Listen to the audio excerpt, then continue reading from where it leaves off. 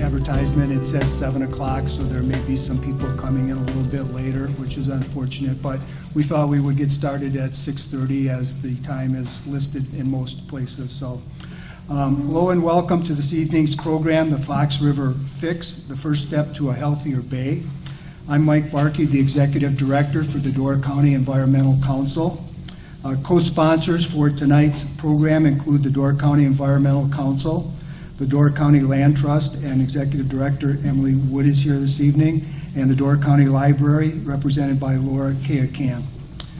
The genesis for our program began with David Allen and Susan Campbell and their book, Paper Valley, The Fight for the Fox River Cleanup, and efforts by Mark Holey, a retired U.S. Fish and Wildlife biologist, to bring forward the story behind the world's largest environmental river sediment cleanup of its kind, the $1.3 billion fix for widespread PCB chemical contamination of the Fox River, through its completion in 2020. Together this evening, Mr. Allen and Ms. Campbell, along with a panel of experts, will share with us what the cleanup and restoration efforts mean for Door County and how remaining issues such as elevated levels of phosphorus in our surface water and our groundwater might be addressed. So at this point, I'm going to turn it over to Mark Holey, who will introduce the panelists and start the program. Thank you. Mark, bring the volume up just a little more. Hello, everyone. Well, he's got to do it. My name is Mark Holey, and I am retired from the Fish and Wildlife Service, but I also want to acknowledge Laura Kayakan. And it wasn't just me that put this together. You know, while I worked for the Fish and Wildlife Service, I was actually able to work on this project to do some of the fish sampling and so on. But Laura Kayakan's father was an attorney that was one of the attorneys working for the League of Isaac Walton League, that was one of the first lawsuits against the paper companies, I think, about the sulfate stuff. And so it was together when both of us realized that this book was out and that the authors were doing tours. They thought, you know, why don't we bring it home to Door County and tell the story here as it relates to Door County. So the way this is going to work is we're going to have our two authors provide some comments, some slides and so on about, you know, making the actual cleanup come to be. And then after that, I will cover some of the NRDA accomplishments. So that'll be a package of the cleanup and then the restoration part of it, at least what it is today. And then after that, we will invite the panelists up and we'll go through one by one, sort of telling our story of a local aspect for all this. So, given that, as soon as I can get my phone to work right, here we go. So the first one that we'll talk is David Allen, a colleague of mine for about 10 years for the Fish and Wildlife Service. It was a privilege working for him, and actually, you know, to be able to work on something that was one of the largest cleanups and contributing to that was very rewarding. He's a retired wildlife biologist and environmental consultant who has worked for federal, state, tribal, and local governments in 25 states.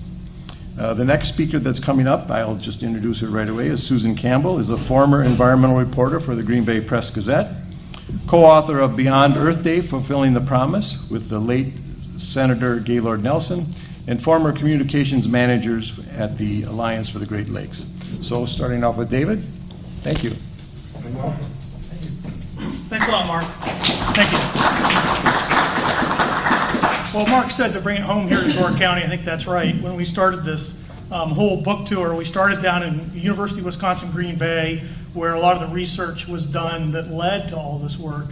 And now we're coming to Door County, where a lot of the people live, and is one of the main reasons why we did this cleanup is because of the Bay of Green Bay and Door County. So it's great to bookend this tour in those two places. We're really here tonight to talk about environmental problems and what ordinary citizens can do about those problems. Am I close enough? Yeah, you are. All right, good. Oh, that's my slides? Yes. Great. Perfect. Yeah, great. Down arrow? All right, cool. When we think about the environmental problems that we face, we can look both to the past and we can look to the future. And we can look to both the past and the future right here in Door County and in Green Bay. And so I think tonight you're going to hear a little bit about both. Susan and I will be talking more about the past, about a problem that occurred over a 70-year span, PCBs in the Fox River. And it looked like a problem that was too big to solve back when people started to look at it. But we wrote this book sort of to say, you know, even when a problem looks like it's too big to solve, it can be solved. We want to talk about how you can do that. I think that applies when you look to the future as well. And so that's what we're going to try to do today. Now that 70-year story about PCBs really started in 1953 when NCR Corporation invented a new kind of paper called carbonless copy paper using PCBs. And they started to manufacture that on the Fox River, and then the trimmings got recycled by other paper mills. And this led to PCB contamination of the river. And the big arcing story goes all the way to this year, 2023, when the final cleanup agency finally declared the cleanup to be finished and successful. So it's a 70-year story. Now, I'm not going to try to tell you the whole 70-year story because that's too long. Our book is about a key decade in that 70-year story, the 1990s, when there was a big fight that erupted amongst the governmental agencies about whether or not to use Superfund, this federal law, to do the cleanup or not. And it became very controversial, and a sort of a war broke out between the state of Wisconsin on one side, being fed by paper companies under Governor Tommy Thompson, versus the state of Michigan, the feds, and the tribes. And so that's what our book is about. And so you can, I'm not going to go into all the details, you can read the book to see those details. But what I do want to do is I just want to frame a little bit what we're talking about in the book and in all these other problems, both past and future. So this is the site we're talking about. It's a very large site. And you can see this gray line. That's the boundary between Michigan and Wisconsin. And you can see the Bay of Green Bay, as I'm sure everyone here knows, is actually comprised of both Wisconsin waters and Michigan waters. And the case that I worked on not only covered all of the bay and not only all of the watershed of the bay and the river, but even the Lake Michigan sides of both Door County and the Garden Peninsula. So it's a really very large site. And here's a little bit closer up, and of course this is your home, so you know this map very well. But I want to emphasize this map because, as I said just a moment ago, really the justification for the Superfund cleanup that EPA did and the justification for the damages that we were able to win as natural resource trustees was really all about the risks and injuries that occurred in this very large area. Yes, the cleanup took place in the river, but the reason for the cleanup and the reason for the size of that cleanup was because of how big of a problem it was for so many people, so much wildlife, so many fish in this whole region. Now this is a close-up of where the cleanup took place. This is the river from Lake Winnebago up to the Bay of Green Bay, basically from Neenah to the city of Green Bay. And again, I'm not going to get into a lot of the details, but here's a stylized picture of the same region. This shows the operable units that EPA made for the site to tackle the cleanup step by step. But what I really want to draw your attention to is operable unit 4. That's the De Pere Dam down to the bay. 90% of the PCB problem that could be fixed was there. And of the $1.3 billion that was spent on this site, probably $1 billion of it was to dredge and cap in that operable unit 4. And the reason for that is because the river slows and all of the paper mill PCBs would settle in this spot. And you had very high concentrations in sediments that were continuing to affect the entire bay for decades. And that's why it was such a huge deal for the agencies to try to fix this problem. Now, in addition to the cleanup, there are restorations that were done, and Mark's going to talk in more detail about that. I'm not going to steal his thunder, but this is just to show you the scale of the restoration. So in addition to the cleanup, there was about a little over $100 million won in settlements for environmental restoration beyond cleanup. And this is to make up for the past injuries and to make up for the places where you can't do a cleanup, like out in the bay and out in the lake and other places. And you can see these are all the spots that restoration projects were completed as of 2013, and they continue. And there's still tens of millions of dollars to be spent on restoration, so this story is not done. But you can see it's a very large area that affects many of us. So, sort of the punchline of the book and of this past story is it's a success story, right? So the government settled for about $1.3 billion. That's for the cleanup, the restoration, that's for monitoring, it's for maintenance of the landfills, maintenance and monitoring of the site. It's one of the largest settlements in the whole history of Superfund. It's bigger than Exxon Valdez. There's some, Oil Pollution Act sites that are even bigger, like the Deepwater Horizon. But this really is, as far as money is concerned, one of the largest Superfund settlements in history. 6.5 million cubic yards of sediment were removed from that lower Fox River, mostly in that operable Unit 4. Now that's a hard thing to get your mind around. So think of this. Lambeau Field has a stadium on it, and you could fill the stadium 6 times with that much sediment. So that's how much was pulled out of the river, mostly in that operable Unit 4. It's a huge, huge cleanup. It's the largest PCB cleanup in the history of the world. It's one of the largest river cleanups of any kind anywhere in the world. And so it's unprecedented, and it happened here. And it happened because of, largely, Door County and the Bay of Green Bay. In addition to that removal, so there were still PCBs left behind. You can't get it all out when you do dredging. So they did engineered caps and sand caps to immobilize the PCBs that were left behind. So again, a very large part of the project were those caps as well. And then on top of all that cleanup is the $100 million of restoration that's done for habitat preservation, habitat restoration, fisheries enhancements, things like that, which Mark will talk about. And not to jump ahead to the future, but there's also the ability to use those settlement funds for non-point source control, including for phosphorus. And so, as I said, there's tens of millions of dollars left, and so some of our future problems can still be addressed with some of the settlement money, I believe. And all of this was paid for by the paper companies. So again, it's a great victory. That's not always what happens under Superfund. Again, the book is about the fact that that success story was almost blocked in the 90s by Governor Thompson and some of the leaders in Wisconsin, Dannhausen, at that time. And the book is about sort of the machinations and the fight that went on behind the scenes. It's a story that's never been told. It's the reason we wrote the book is because this story hadn't been told. And the reason I think it's important is it shows that everyone has to come to the table and make sure people are following the rules in order to solve these giant problems.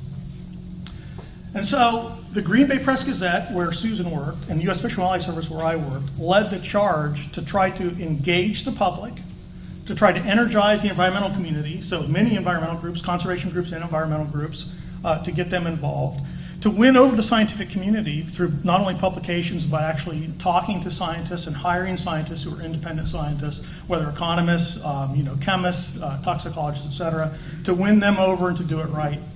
To overcome EPA's initial resistance, which came really because of the governor and threats to EPA behind the scenes, which is in the book, and then to overcome Wisconsin's hostility and compel the companies to fix their mess. So that's really what our story is about.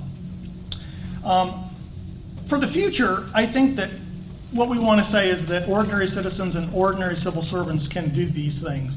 They can demand transparency, trust facts and principles, whether it's legal principles, journalistic principles, scientific principles, insist on the rule of law, overcome political ideologues like Governor Thompson, and overcome the moneyed interests that try to take advantage of these natural obstacles. And these are obstacles that we can all overcome, and when we start to hear about the future problems that we still face in Door County, keep these in mind, and I think we can continue to make progress. And now I'll turn it over to my co-author, Susan Campbell.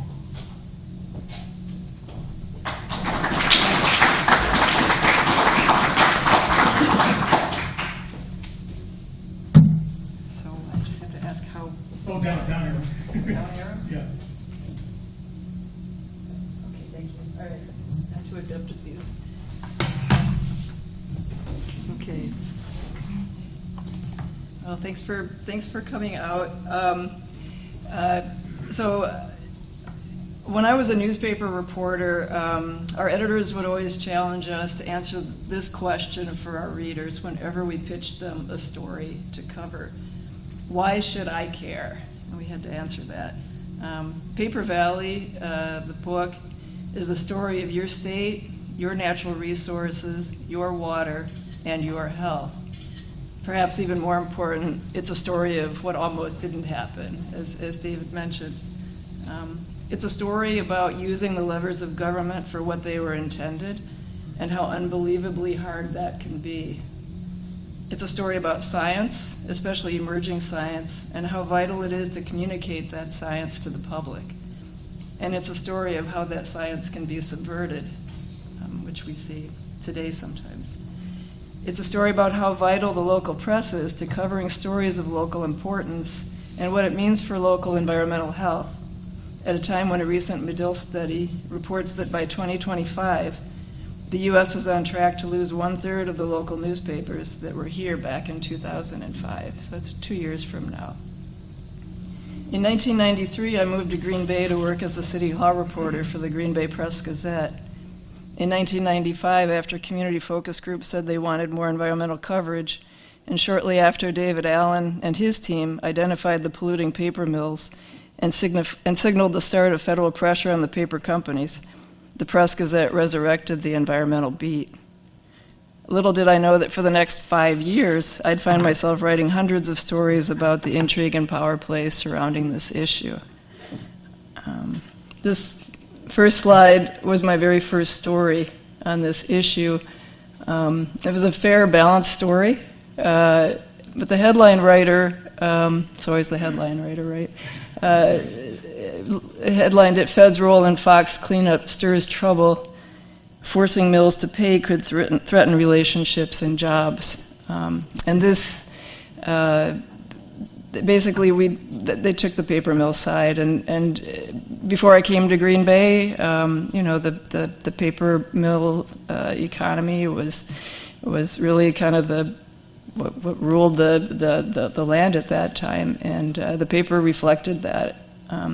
After that story ran, there was a flurry of letters to the editor attacking the story, attacking the paper for siding with paper mills, and it was quite a backlash, and I was off to a great start.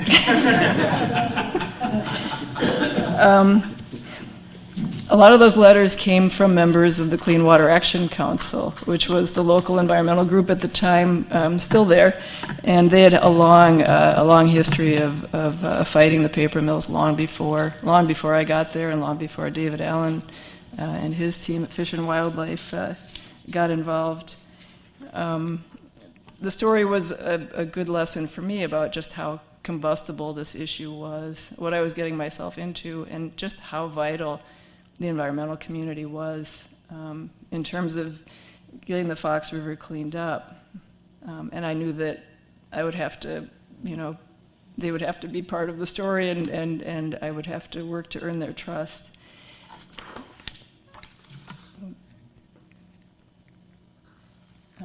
But there was more to the story than the fight over whether paper mills would pay to clean up their chemical mess. It was up to the local media, and I emphasize the local media, because nobody else was covering this, to tell it.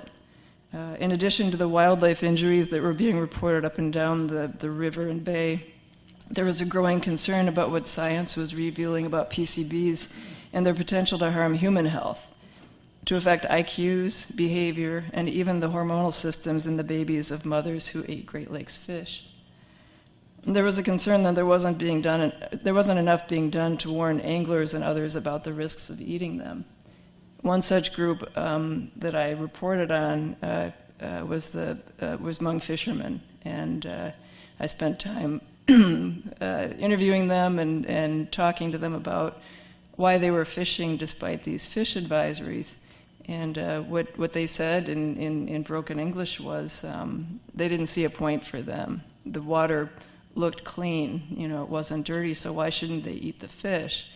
And as I talked more with them, I realized that there was no word in the Laotian tongue, their native tongue, that could describe chemical pollution. So they really couldn't grasp this idea that there was this invisible contaminant, PCBs, that was threatening their health. There was another group, a much larger group, that was also being neglected or not getting the word as much as they needed to about fish advisories in the Fox River, and that was women, especially women of childbearing age. The Sierra Club did a study around that time, and they found that most of the fishing licenses were purchased by men, and along with the fishing license were the fish consumption advisories. And so the men would purchase the license, get the fish advisory, but those fish advisories weren't always making it home to the women who were then preparing the fish and cooking it for their children. And that was the most at-risk population for the potential harm of PCBs, as science was revealing at the time. In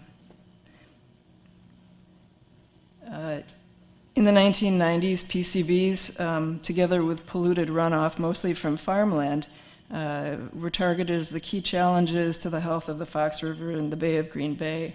In fact, they were targeted earlier than that, but that's when we were covering it.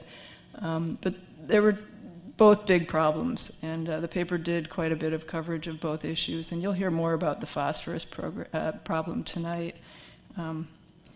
The local scientific community, many of them from the University of Wisconsin, Green Bay, had built their careers studying the waters of the Fox River in Green Bay. And a lot of their work had been fed into the earlier mass balance study, which looked at toxics in the bay, and earned the Fox River, the bay, the most studied, unofficially the most studied body of water in the world.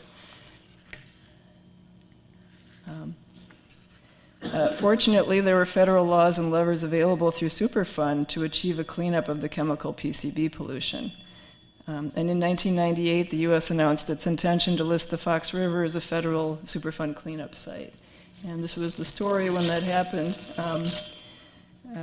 This angered many, including our governor, Tommy Thompson, at the time. You probably can't read his quote up at the top, but he called this interference the height of Washington arrogance, that they were meddling in states' affairs, and that should be a voluntary cleanup between the paper companies and the state. The paper companies fought back, and a lot of this is detailed in the book. This was just one example. They took out full-page ads. This one was by Appleton Papers, telling the community all the good that the paper mills had done, and that they were working in the best interests of the community, and they had their best interests in mind on the cleanup. Their allies also got involved, some of them meddling from far away. One of them was General Electric, which was fighting a PCB cleanup of their own in the Hudson River, much larger site. And they had they were involved and were working with legislators and U.S. congressmen to attach riders to federal bills that would eventually thwart the cleanup here in the Fox River because of what it might portend for them and their cleanup in New York. The community fought back too, led by the tireless advocates, especially from the Clean Water Action Council. This is a stack of comments that regular people and a lot of letter writers also on behalf of Clean Water Action and some of the other environmental groups urging a Superfund listing and a Superfund cleanup in the Bay of Green Bay and in Fox River. EPA said this was more comments than they had ever received on any proposed Superfund site in history. And it was right here in our own backyard. So Paper Valley, our story, is a story about that fight and that cleanup and the ultimate success of a community fighting hard for its river and bay. In closing, the late Gaylord Nelson, former U.S. Senator, Wisconsin Governor, and father of Earth Day, he told me we need to celebrate the successes in the unfolding story about our environment. You can't always hit people over the head with the bad news, he told me.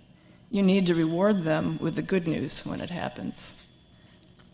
Even corporate greenwashing can be viewed as some measure of success, he said, because it shows that public pressure is forcing corporations to acknowledge the importance of environmental health and the role they play in shaping it. I think he'd say today that a $1.3 billion cleanup of chemical pollution in the Fox River, paid entirely by the corporations that caused it, is a success. But he had also cautioned that it's only one piece of an evolving story. Indeed, PCBs are not the only story about the river, nor even the biggest pollution problem to be addressed. Polluted runoff, especially from our agricultural lands, still plagues the Fox River and the Bay all these years later, and we're still far from resolving it. Chemical PFAS pollution is a new concern, worse than PCBs, and one that scientists are still trying to get a grip on. Looking ahead in 10, 20, or 30 years, no doubt there will be a new problem brewing that we can't even imagine today. Thank goodness for the scientists who train their lenses on the impacts of human activity to our planet. Looking back to the 1940s, long before the PCB cleanup, Wisconsin celebrated the cleanup of sulfite liquor from the river caused by paper production, and later the improved treatment of municipal sewage, hard-fought improvements that came about thanks to visionaries like Art Kafton, Senator Fred Kafton, his brother, Don Soke, and the Isaac Walton League. Our memories, and before that, there were still other problems that plagued the river and the bay that other citizens fought hard to address.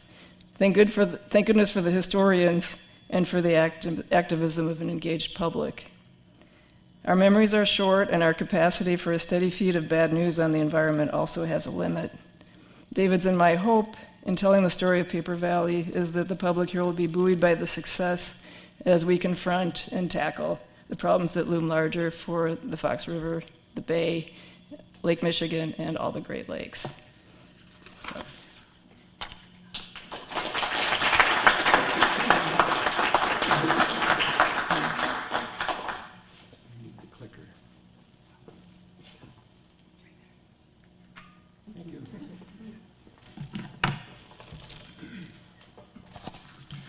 So, if you were aware of what was happening back in the 90s, it was pretty hot and heavy and contested, as you'll find out when you read the book, or read the book. Now that the payments have been made, the damage payments have been made, then the process is to, at least for the NRDA part of it, which is basically the wildlife side of those Superfund rules. The Superfunds primarily at human impacts. NRDA is those injuries that occurred to the wildlife.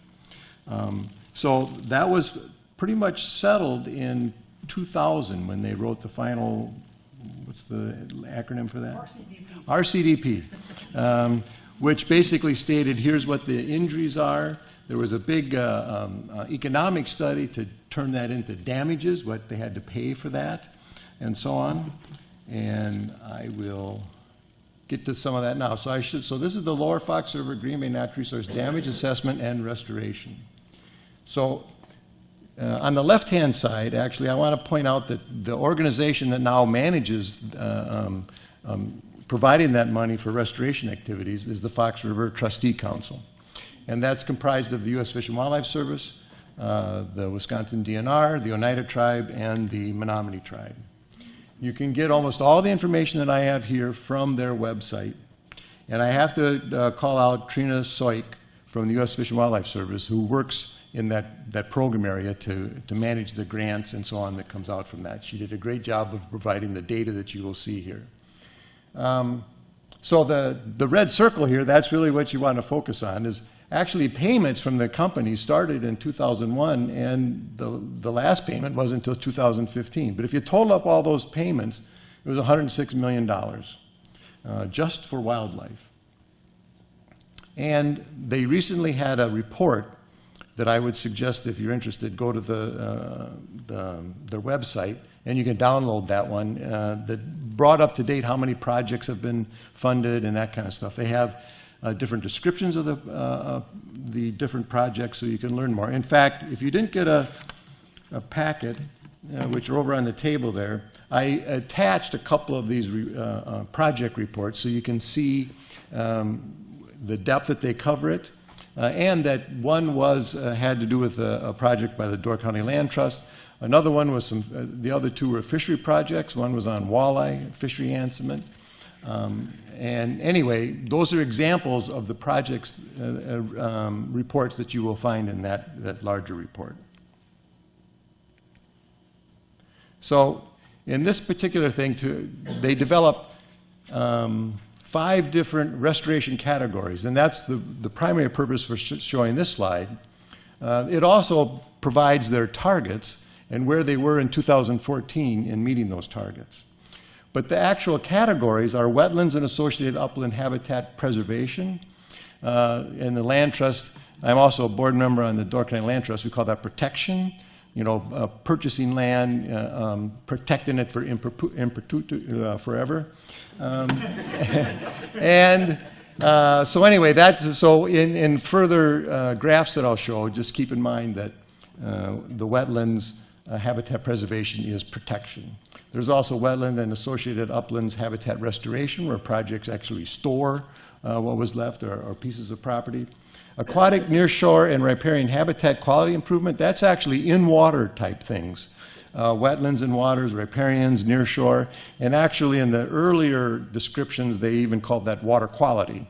And I think that's where some of the idea of buffer strips and so on that Dave alluded to earlier was actually part of the foresight that they saw. So that one will probably say, I can't remember exactly, but it'll say aquatic habitat improvement in the subsequent slides that I'll show.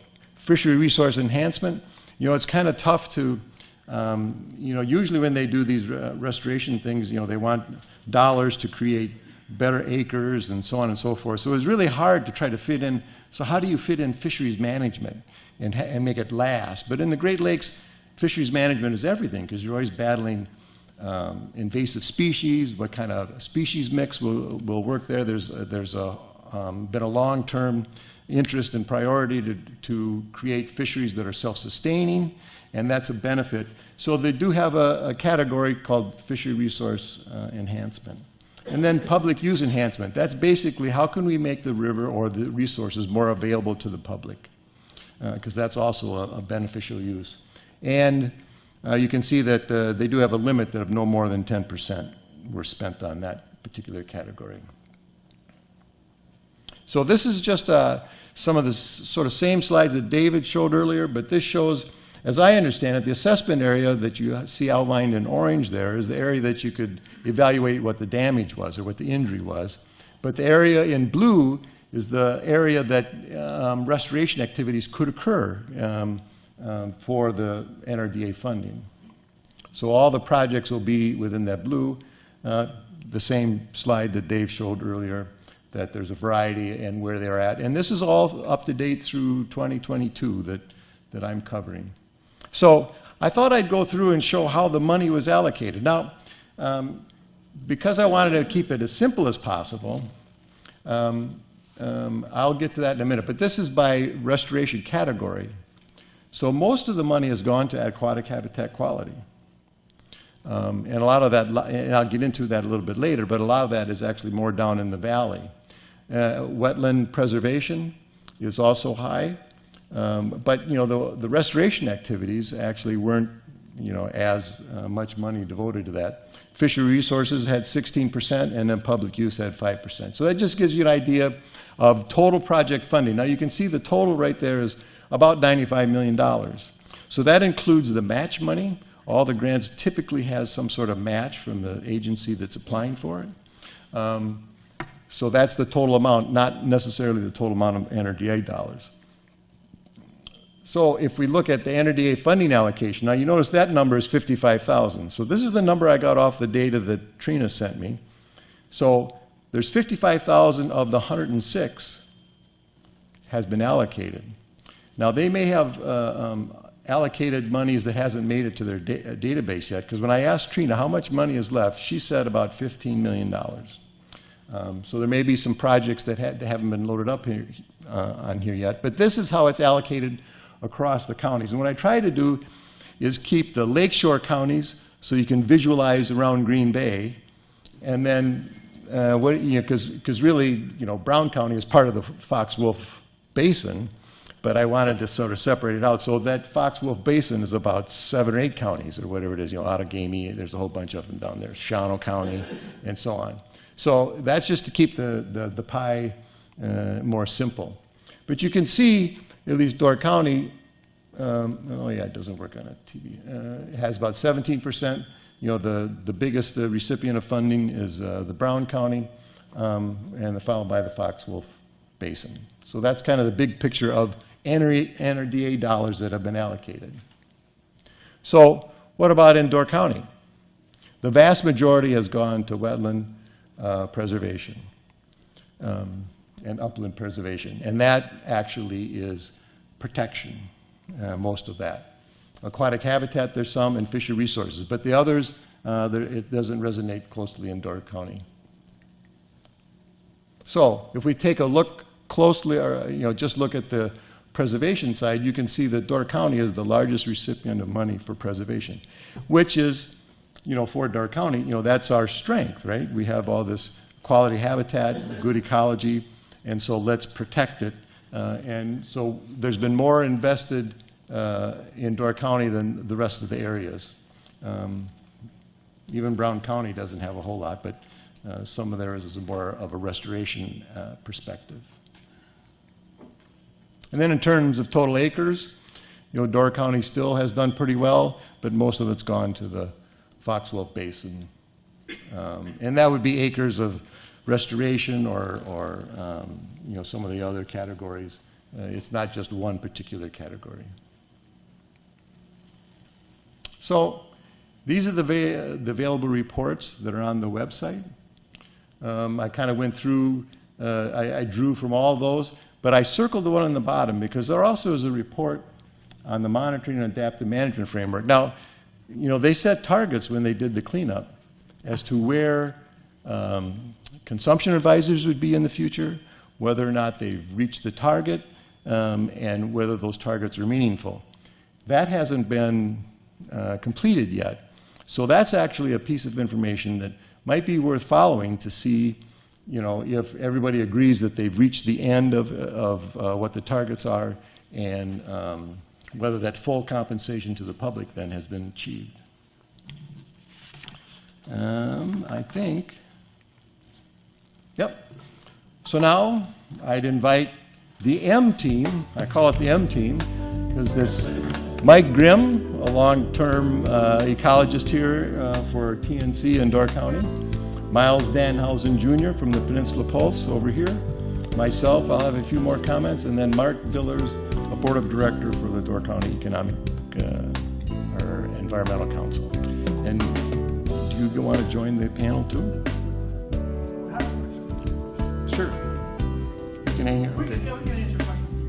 Okay. All right, so come on up. The four of us, or the four of you.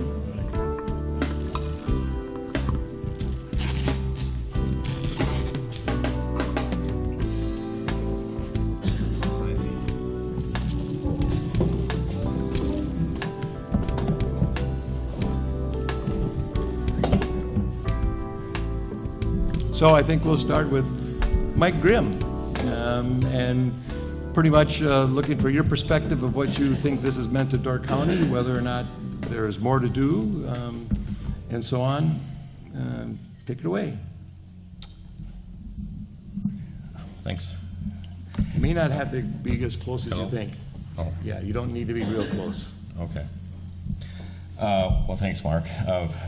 Thanks for pulling this together, and really thanks, David and Susan, and Ken back there, and others who have, done this work. Rob, there you go. I'm sure you had part in it too.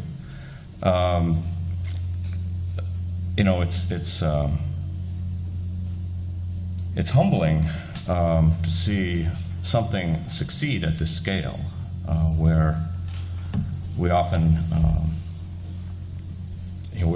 don't.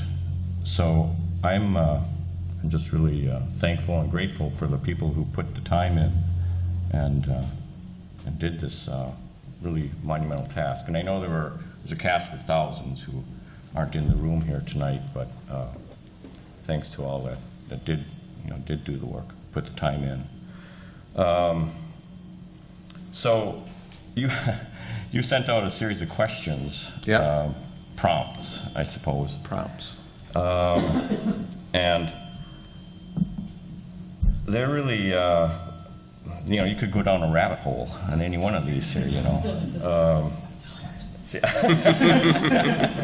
let's see. Thanks.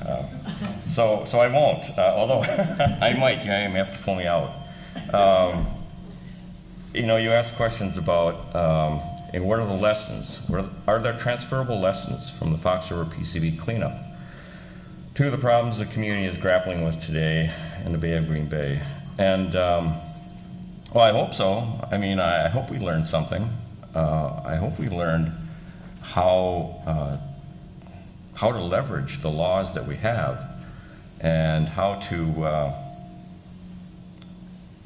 collaborate, how to form coalitions, how to form a team. I mean, my God, that's the first task of anything, form a team. And in your case, you know, you formed a great team within the federal agencies, maybe not so much totally across all agencies, state and federal, but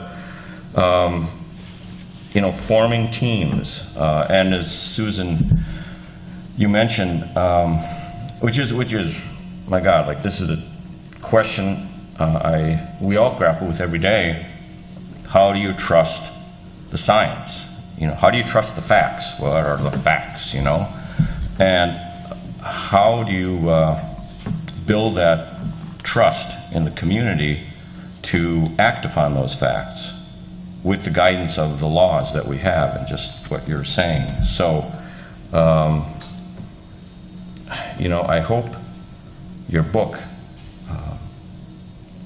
teaches those lessons or exposes those lessons that we can learn, because we have to fight the battle, you know, every day. There's new battles coming every day. So I just hope that your book will inspire others that all is not lost, although we may think that.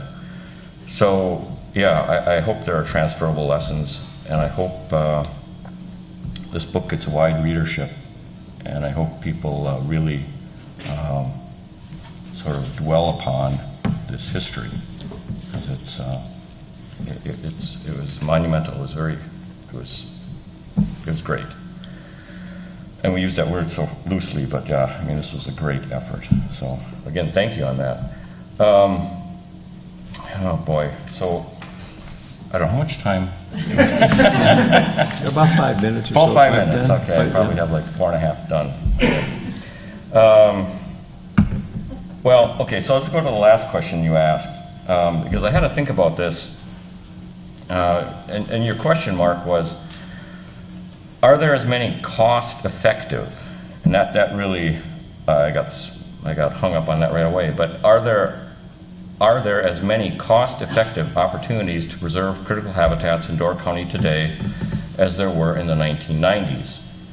And so, right away, you know, I had to ask a question for your question. You know, what is meant by this cost-effective? What does that mean? And Emily here from the Land Trust will know sort of exactly what I'm talking about, but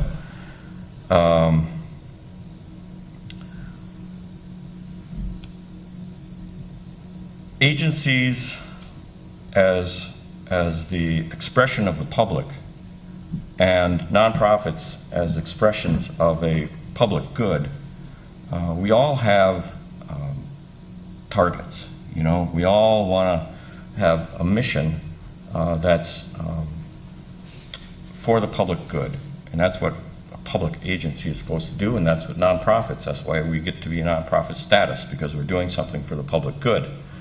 So, so we have goals, you know, and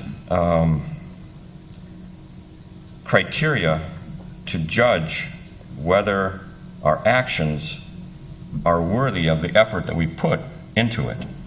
And so this cost-effective question, I thought about it, and I thought, well, okay, we, NRDA funding as an example, there's money there. There's, I don't know how many millions, maybe, as you said, maybe 15 million left to spend. And there are goals. There are goals set up by the NRDA. And those goals match up with what the Land Trust and TNC and the Ridges are trying to do in terms of here in Door County. And there are other groups in other counties, you know, Northeast Wisconsin Land Trust and Baird Creek Foundation and on and on. are trying to achieve in terms of protecting habitat. I mean, that's our attempt at providing a public good. And so when we say what is cost effective, well, we think it's all cost effective, of course. You know, it's all good. All the things we're trying to do are good. And so we submit applications for the use of this money. We submit applications to the Fish and Wildlife Service for the NRDA funding. We submit applications to the Great Lakes Restoration Initiative funding, or the NAWCA funding, or the Federal Coastal Program funding, or the State Stewardship funding, you know. And all those programs have goals and targets, and they're all supposed to be, you know, for the public good. And so we kind of leave it up to them. So we submit a proposal thinking, yes, this wetland needs to be protected. It's for the good of the public, and it's good for all these species. And we think it's good, you know, but we submit the proposal, and then the agency has to weigh that. Is it cost effective against the scale of, or the geographic scale that they work on? So the GLRI works on the scale of the Great Lakes. NAWCA works on the scale of North America, you know, and so they will make the judgment as to whether our proposal meets their goals in a cost-effective way. So I know that's not answering your question yes and no, but of course, yes, there are opportunities here. And we will try, Land Trust, TNC, Ridges, you know, we'll try, and Door County, Soil and Water, Door County itself, the county of Door County, the government, can apply to these funds, and they have in the past for various things. So we think it's all cost effective. Whether we get the funding depends upon these agencies and how it fits into their programmatic needs. So I know that's a yes and no answer, but that's how I would answer your question, Mark. Okay, so there's still plenty of projects to be funded. Oh, yes. Well, yeah. So it's not like the of course. NRDA has covered it all. No, of course. There's the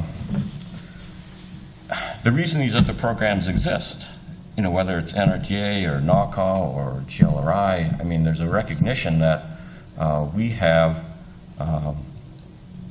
opportunities, but we also have needs. You know, we have great needs for these particular species, whether they're fish or migratory birds or, you know, insects, bugs. You know, there are habitat needs. These creatures, our brethren, are declining because the land that they need is declining in quality or amount. And so, yes, there's opportunities here. There's also, I mean, there's opportunities not just to buy land. And, you know, I often think, I'm trying to think, Gary from Fish and Wildlife. Gary? Yeah, Gary Van Breedy. And he told me this years ago, and and it's true. He said, you know, we can buy 100 acres of forest, and we call it, we've done like land protection, but to the bird that lands it, we haven't done anything. We just changed ownership. You know, that forest is still there for that bird.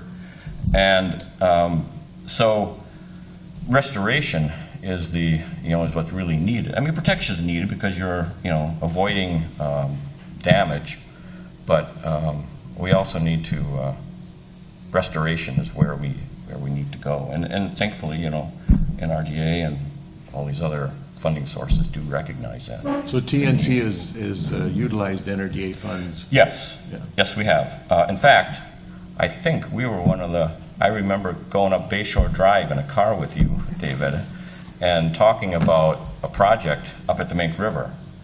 And we submitted a proposal for 3 acquisitions and a bunch of tree planting up at the Mink River, and we got it.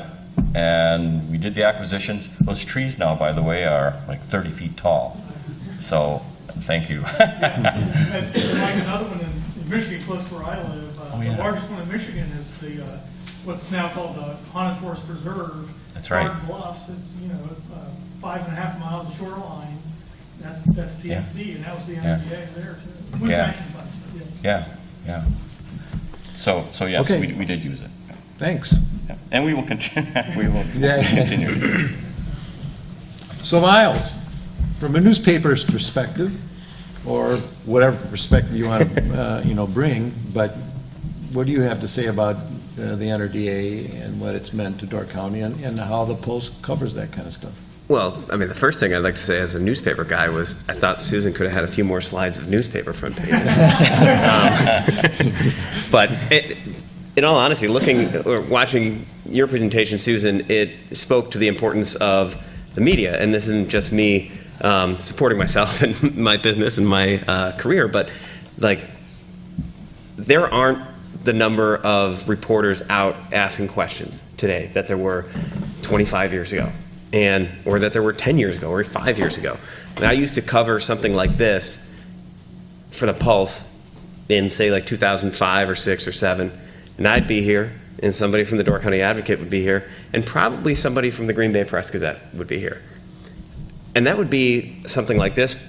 That's just like a presentation, a book that covers an important topic in our community, but that would also be municipal meetings, county board meetings, all sorts of different things. I'd go to events and see other reporters, and we'd all have different questions. And I could generally go, all right, those are the daily guys. They can do the stenography a little bit of like what happened in that day, and I got to look for a different angle to be relevant a week from now for the paper for what I'm doing.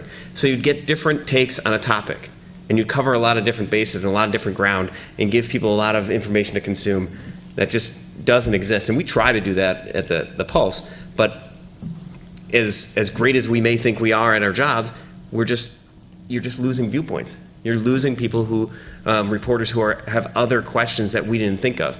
And you're just losing that time. So stories like this are harder and harder to unearth. And newspapers, and Mark, you and I were on a panel with Dan Egan a couple weeks ago.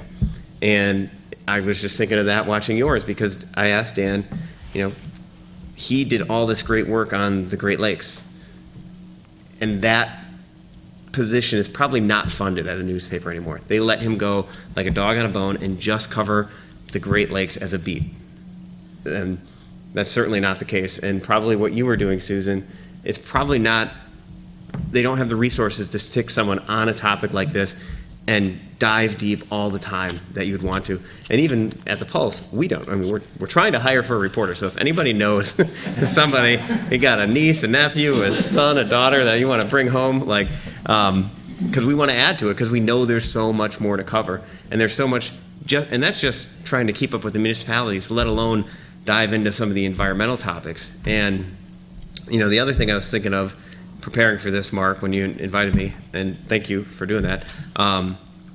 Once you sent this topic, I was like, oh yeah, we did a whole sustainability issue about that. We just did that a couple of years ago about the state of the fisheries.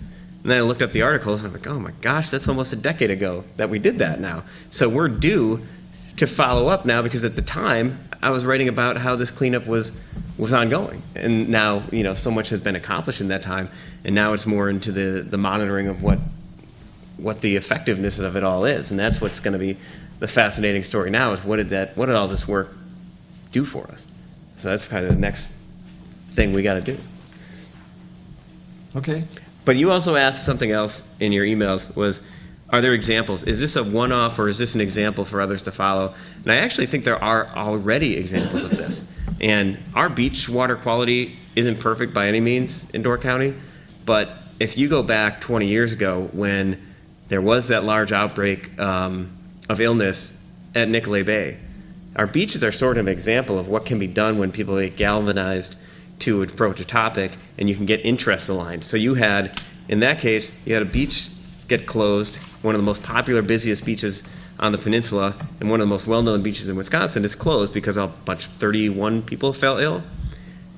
And that actually kicked off the beach monitoring for the countywide, and we kind of led the region, maybe the nation, in that beach monitoring and that testing that we do in our waters. And it also led all of our municipalities to invest millions upon millions of dollars in our beaches, in not just making them nicer, but the nicer almost became inadvertently due to the science of how do we put in better stormwater filtration, how do we clean them up, how do we plant dune grasses and manage our beaches better than just saying, hey, we have a beach. and our municipalities, our culture up here, I mean, that happened pretty quickly and pretty easily. Within a 10-year span, millions upon millions of dollars spent on beach restoration efforts.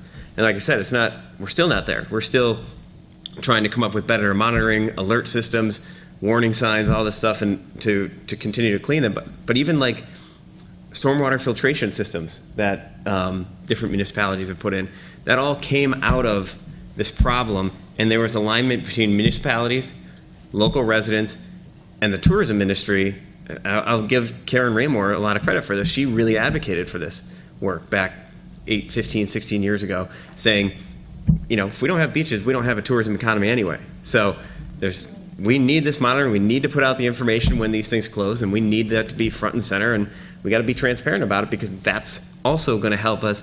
By being transparent about it, it helps the municipalities care about it, and the local government saying, we got to spend money on this because we don't want to see our beaches closed. So there's a lot of things in alignment, and that's what we don't have when it comes to, say, like agricultural runoff. We still have a lot more of the fight that you were documenting, Susan, in terms of government interests going one way, economic interest going another way, and environment in a different direction. So it takes a while and a lot of doggedness to align those, and that's probably what is needed now when it comes to like agricultural runoff. So does the Pulse attend a lot of the town board meetings and stuff like that, or is it mostly the county board and the city? I see Kevin at the city a lot. I mean, in other words, to get the information that, because sometimes some things can get caught up in a board meeting that if you're not paying attention, it just goes through. Not saying it's good or bad, but No, it's bad. Yeah, I mean, in fact, I'd say we attend more than ever, because this is one of those things of COVID that became good, especially for government transparency. So many more meetings are at least hybrid now, or Zoom only. So, like in my case, during COVID, I'm stuck in my garage working on my house, and I was covering more meetings than ever because they were on Zoom, so I didn't have to make a choice of going, all right, do I go to the city of Sturgeon Bay tonight, or do I go to Sister Bay? I can't do both. Well, then with Zoom, there's been times I have one going and I'm recording that, and another computer here, and I've got one on my phone, and I'm just trying to which one is talking about oh, no, they're both at the same time. No. And it's hard to track them, but at least you can keep up a little bit more. But I mean, hundreds of meetings a year. But there's so much. Our towns I will say this, our municipalities, particularly in Northern Door, I think are overwhelmed. And in many cases, not up to the task that you're charged with now, because if you think of our towns, take Village of Egg Harbor, a town of 250 people. For 6 months a year, they're a tiny little rural town. And then for 6 months a year, you have all the problems of a city the size of Sturgeon Bay, but none of the staffing and infrastructure support that a city of 10 to 15,000 would have. But you have those problems. So whether it be your stormwater runoff, imagine running for a town board, now you're sitting there, and you thought, I was just worried about the old library, or I wanted to save the village hall, and now they're coming to you with data that you guys are bringing on stormwater runoff. Nobody gets on a town board to do that. Or if they did, that was probably their hot topic, and they didn't care about the library or everything else. So there's so much. Ephraim's village budget in 1988 was done on a single 11 by 17 sheet of paper. So our towns are just different, and we didn't really adapt, and we don't have a way to deal with it other than try to find people and find administrators and staff members, but then we don't have housing for those people to move up here and live in. So we're in a weird spot as a small community fighting big problems with real concern for the environment, which is really in most communities, that's not a major municipal effort, right? So it's a really tough nut in Door County. Okay. So, Mark, you're up next, and you might talk about, you can see that the name of the program is the Fox River Fix, the first step towards a healthier bay. I think you're going to talk about what other steps may be. Is that true? Yeah. Do you want me to? Is that now? Is that later? Well, you can make some other comments and then work right into that. Yeah. If Okay. you had other comments to make, you can do that and then work So you right want me into it. to respond and then Sure. talk about? Okay. Yeah, you bet. So going for Susan's presentation, going through a lot of like the old newspaper clippings, I found a shocking amount of parallels with the current challenge that we have with phosphorus. Seeing corporations take out full page advertisements to gin up falsehoods is something that with the phosphorus issue we're currently dealing with.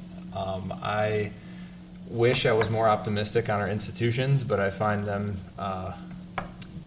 lacking in a lot of directions and degrading in a lot of ways.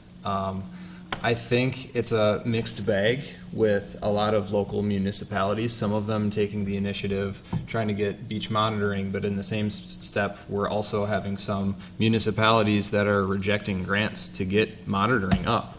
So it's one of those situations where there's money on the line. So, I mean, you can get beach monitoring, but if they close down like we had this last year with the 4th of July with some major beaches, well, that's money that could be made and you don't want to see the traffic lost. So I think it's a mixed bag. There's going to be some municipalities doing their jobs and taking care of people and some that aren't up for the task. So I wish I was a little more optimistic, you know, but it's just striking to see me living through, you know, just kind of opening my eyes in the last few years with the phosphorus issue. And it's my day job, I'm a AP US history teacher, so I have to relive the mistakes a lot. And it was just, I was on that hamster wheel watching that, and it was a little horrifying.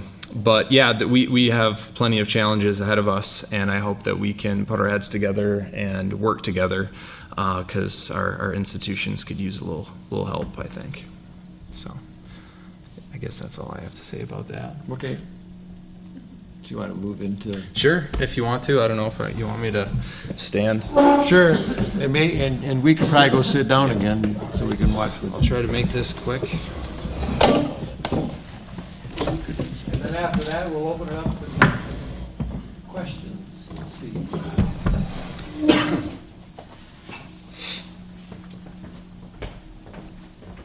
So as this is getting loading, I am always suspicious, especially with the experiences me, my family, and our neighbors have had. I'm very suspicious of people's motivations and intentions. I don't know if that's ever occurred to you. I am here. I joined DCEC because I was concerned about a couple environmental problems. I grew up next to immediate extended family just south of Sturgeon Bay, and I love them and I care about them. I'm not running for office. I'm in a situation where I see some issues and I have the burden of a conscience, and I feel like, you know, something should be done. So I spent some time to consolidate some information. I think that information is very relevant to you in different ways. And for us living in a rural situation just south of Sturgeon Bay, we're also kind of close to the ground as far as the phosphorus issue. So again, I think the lessons learned from the PCV issue, I'm really hoping that we can learn how to work together as community members to find solutions to an emerging issue that we have in front of us. So I use the terminology, by the way, does this have a laser pointer? Oh, okay. It doesn't work on a screen. All right, works here though. That's I know. right. All right. It doesn't work on a TV screen. No, it's all good. So I use the terminology most misunderstood environmental challenge because, at least to me, not that other challenges aren't misunderstood, I feel like I'm getting hit with by a freight train of misinformation on the issue of phosphorus. So again, my job here as we move along here is to hopefully reinvigorate institutions if there's any way that we can help the county board, help local media to, I'll get a little closer, to kind of bolster their plans. I guess that's what we hope to do as a community, try to do something. So again, the goals: relay relevant information to you about current environmental issues, especially with phosphorus, debunk falsehoods by CAFO owners, government entities, and others, and facilitate an informed discussion. Hopefully we can manifest some solutions. So really briefly there. This is a term I just want us to be familiar. That picture on the bottom left is just shocking to me. So there's a term called shifting baseline syndrome, and it describes a gradual change in the accepted norms for the condition of the natural environment due to the lack of human experience, memory, and or knowledge of its past condition. I grew up right next to my grandparents, and I would ask them all the time about the 1930s, what it was like farming, what Door County was like, the cherries, the 9 yards. So when I see pictures of Anago in 1933 and they're on a moose hunt and they just knock down 4 of them, I'm baffled, right? The abundance that these places used to have, I don't think we necessarily realize what we've been missing out on. And it leaves us. And I think it's important to go back and try to recall some of these things so we don't lose something that's very dear to us, even if we don't realize it. That's just kind of a visualization on the left. And this is a grainy picture that I took out west, but we went with our family. And if you go to some places that are more isolated, you'll understand what 25 feet of crystal clear water looks like. And then you go home and it's that moment of I've missed out on something, and I hope as a community we can hopefully regain that. The other definition I want to quickly go through is the definition of impaired water. I'm going to go through numbers of plans for CAFOs locally, what their expansion plans are, just really briefly. And I also want to go over what does our landscape look like? How many impaired waterways do we actually have? So the DNR designates an impaired water if they see it fit as a waterway that does not meet the water quality standards of the state. So this may not support fishing, swimming, recreating, or welfare. So we're humans, we need water. If it can't be used for those functions, then it's impaired. So this is what Door County looks like. Right now there's about 9 impaired waterways. So we have many of these are due to phosphorus. We have a couple due to E. coli, and we're finding fish with PCBs here and there. So that's at least from the most recent data that we have from the DNR. What I'd like you to focus in on is the southern part of Door County. That's where the highest concentration of impaired waterways are. And if we look at the secondary map here, big surprise, guess where most of the CAFO activity is? Okay, so we're seeing a consolidation of farm fields, especially CAFO farm fields that are spreading lots of liquid manure with the locations of our impaired waterways. Okay, so that's what Door County looks like. What about Door and Kewaunee County? Kewaunee County, as you see, as it gets a little worse, we have about 22 impaired waterways, and on the left you can see the amount of them that is due to excess phosphorus. This is extremely concerning. The base level is 75 micrograms. At 20 micrograms, that's where algae is created. So these are all above 75. Okay, just for your reference there. And all these dots on here are CAFOs. The next one here is just a basic picture of the greater northeast Wisconsin. We have a great consolidated effort by CAFOs, and they're growing in numbers and they're growing in size and scale. Okay, so things to be aware of, just location-wise. Okay, so the big question here is phosphorus an issue? So recently, the U.S. Government Accountability Office did the math of and they started to compare the waste coming from cities to wastes that these CAFOs use, or create, I should say. And they started to compare them. And what they found was about 1,200 dairy cows have the equivalent of a city of 46,000 people. Okay, 1,200. We have nutrient management plans that are publicly published to the world, to us, but we're busy, we don't have time to look at it. So I did. Door County, and by the way, what I'm showing you is the 2 CAFOs. One of them is currently under review. It'll get passed, all of them do. But this is currently 2 farms. In 2023, they had about 5,700, and the plan for 2026, because they have to legally put that in there, is 9,100. That's the equivalent of, in a few years, having 93 million gallons of waste.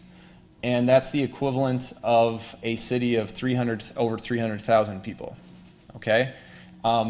Madison has roughly 270,000 people. And again, folks, that's not all of the farms, that's 2 CAFOs, okay? 2 of the only CAFOs that we have here in Door County, okay? Next, we have Door and Kewaunee County. So Kewaunee County has about 16 CAFOs. Their plan is also to increase from 55,000 to 63,000 herd, and that would equate to 2.4 million people. So that's a city's worth, the size of about Houston, Texas, or Chicago, Illinois. I should also mention that none of this is treated. So if you go to Houston, you go to Chicago, this is all treated waste. This is the equivalent of going to Houston, Texas, taking all of their waste, none of it's treated, and then spreading it across our landscape that goes into our rivers. The last one is shocking. I added Brown County. This is, by the way, it's worth noting, all of them together in 3 counties, the increase is about 9.3% in the next 3 years. So by 2026, this equates to a city population of 4.1 million people. That is larger than Los Angeles. And the question is, none of us asked for this to happen. The decision being made to expand is on those businesses.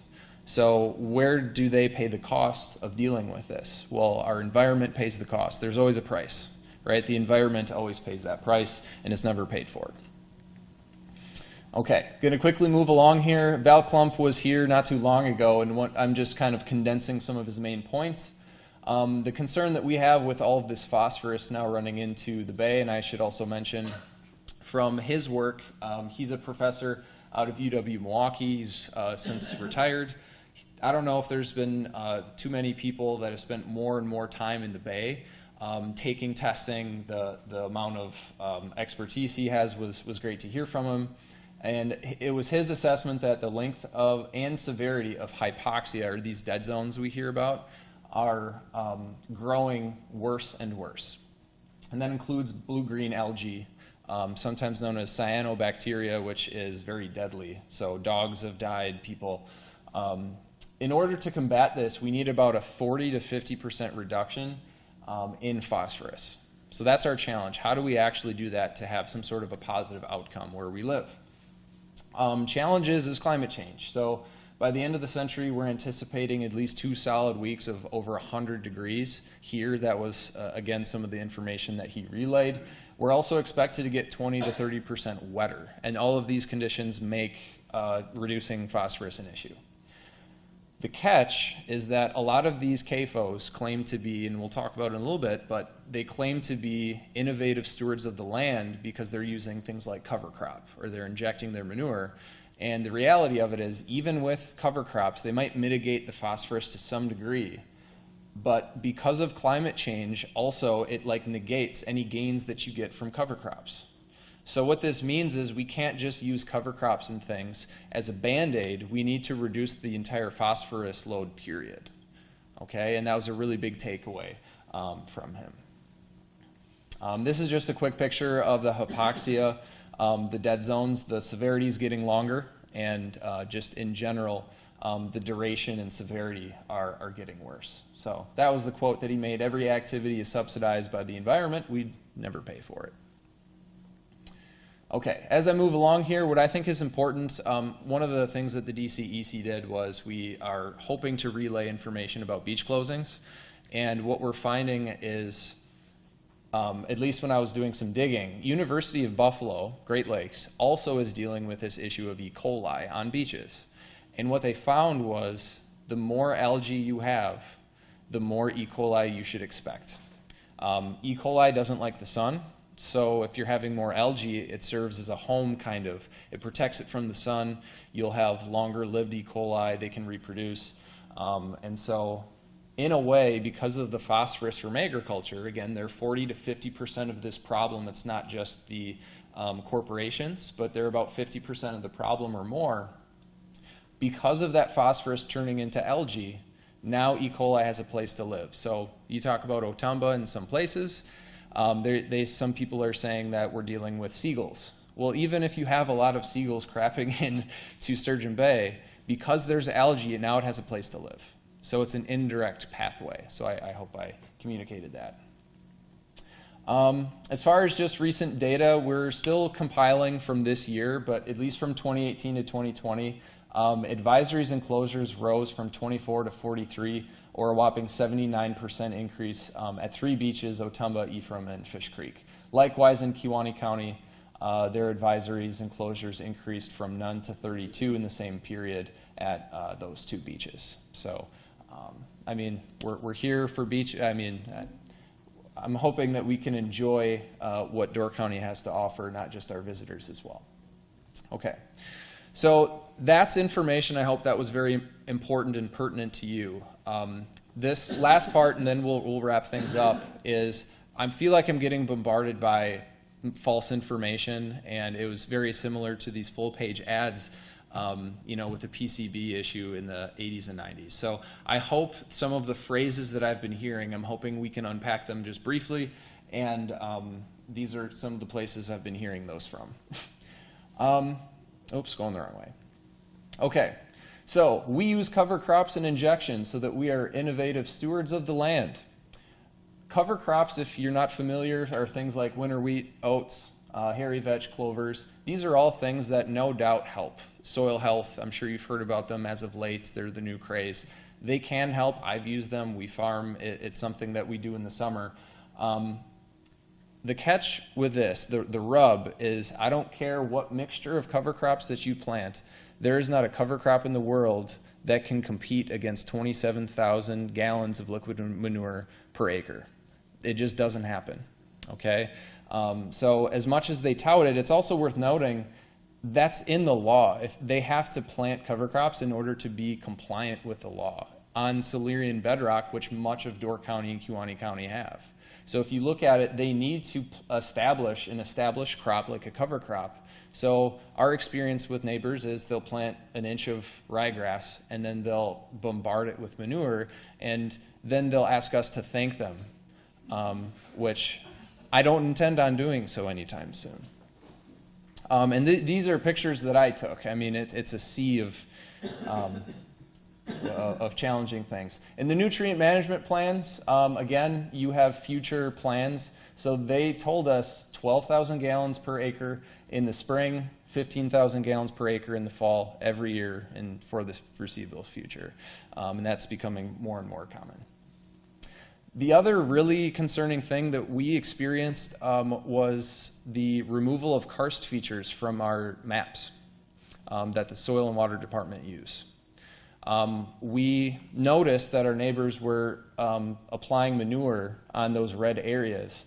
And so the question is, well, who decided that those karst features were there in the first place? So I did some digging and talked to the original map maker.